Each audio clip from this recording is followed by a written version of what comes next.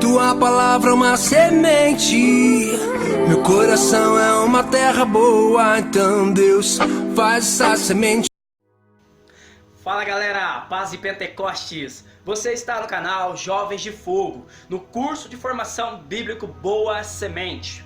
Hoje nós vamos fazer aí breves comentários da carta de São Paulo aos Gálatas. Esta carta ela foi escrita na terceira viagem missionária do apóstolo Paulo, numa data aproximada entre os anos 57 e 58. São Paulo ele ficou por 3 meses na comunidade dos Coríntios e lá ele escreveu duas grandes cartas, a carta aos Gálatas e também a carta aos Romanos. Essas duas cartas ela tem um conteúdo semelhante. A diferença é que a carta aos Romanos ela tem uma exposição mais sistemática do que a carta aos Gálatas. Uma característica desta carta é que São Paulo ele tinha uma grande afeição pelos membros da comunidade. Nessa carta ele se apresenta muitas vezes até como uma mãe que sofria em dores de parto para que Cristo novamente fosse gerado dentro desta comunidade.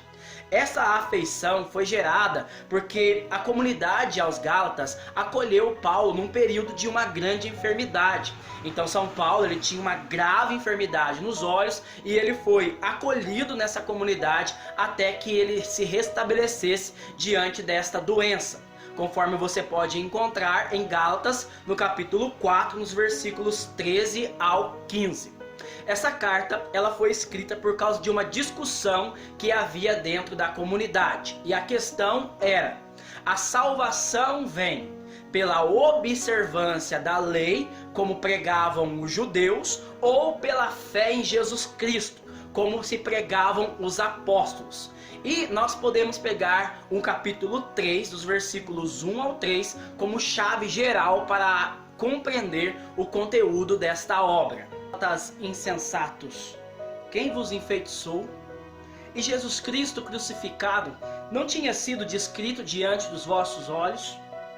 Só isto quero saber de vós: recebestes o Espírito pela prática da lei ou pela fé, mediante a pregação?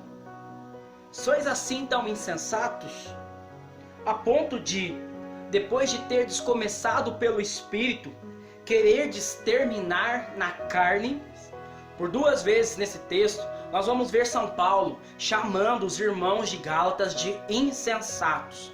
Isso aconteceu porque logo após que ele partiu da comunidade, eles abandonaram o fundamento do Evangelho, a pregação em Jesus Cristo, para aderir falsas doutrinas, heresias que estavam infiltrando dentro da comunidade. Isso você pode encontrar no capítulo 1, nos versículos 6 e seguintes. E lá no versículo 13, ele vai recordar aos Gálatas a experiência de sua conversão, quando ele, que era um fariseu convicto, abandonou a doutrina do judaísmo para abraçar a fé em Jesus Cristo mediante a uma grande revelação. E depois, no capítulo 2, dos versículos 1 ao 10, ele vai recordar quando 14 anos depois dessa experiência extraordinária, ele volta a Jerusalém para confirmar com os apóstolos se ele não estava correndo em vão. Os apóstolos Pedro, Tiago e João vão confirmar a autoridade apostólica de Paulo e vão enviar ele para evangelizar os pagãos. Esses 2 elementos que São Paulo recorda, ele recorda justamente para combater as heresias que existiam dentro da comunidade. Nos capítulos 3 e 4, ele vai elaborar uma grande exposição teológica e alegórica para revelar que a doutrina do cristianismo é superior à lei judaica, e no capítulo 5 ele vai revelar sobre a liberdade cristã. E ele vai dizer que é para a liberdade que Cristo nos resgatou. Então nós somos chamados a permanecer firmes no Evangelho, na doutrina ensinada por Paulo, e não devemos voltar ao jugo da escravidão, o jugo da lei. Porque no capítulo 4, no versículo 6, ele diz que nós não recebemos um espírito de escravos, mas nós recebemos o espírito do Filho, a qual nós podemos dizer para Deus: Abba, Pai. Então ele faz uma grande catequese sobre a vida no Espírito Santo. Ele nos chama a guiar a nossa vida, a pautar a nossa vida nos desejos do Espírito e não satisfazermos mais os desejos da carne, porque os desejos do Espírito são contrários aos desejos da carne. Então ele faz uma grande catequese sobre os frutos da carne e os frutos do Espírito, conforme o Senhor Jesus Cristo havia nos ensinado, que a árvore se conhece pelos frutos. Fechando no versículo 24, ele vai dizer: os que pertencem a Jesus Cristo crucificaram a carne com suas paixões desordenadas. Se vivemos pelo Espírito, versículo 25, pautemos a nossa vida de acordo com o Espírito. O que vale para Paulo não é ser circuncidado ou não, mas é a fé em Jesus Cristo que manifesta os frutos de amor.